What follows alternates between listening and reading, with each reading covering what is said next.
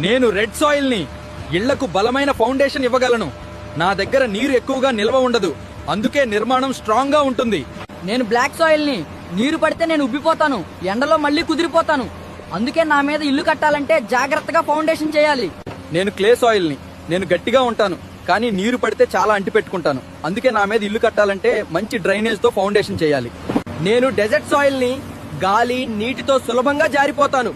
అందుకే నా మీద ఇల్లు కట్టాలంటే బలమైన ఫౌండేషన్ అవసరం.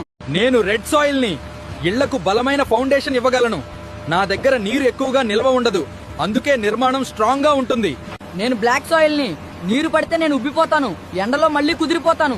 అందుకే నా మీద ఇల్లు కట్టాలంటే జాగ్రత్తగా ఫౌండేషన్ చేయాలి. నేను క్లే సాయిల్ ని నేను గట్టిగా ఉంటాను, కానీ నీరు పడితే చాలా అంటి పెట్టుకుంటాను. అందుకే నా మీద ఇల్లు కట్టాలంటే మంచి డ్రైనేజ్ తో ఫౌండేషన్ చేయాలి. నేను డెజర్ట్ సాయిల్ ని గాలి నీటితో సులభంగా జారిపోతాను. అందుకే నా మీద ఇల్లు కట్టాలంటే బలమైన ఫౌండేషన్ అవసరం.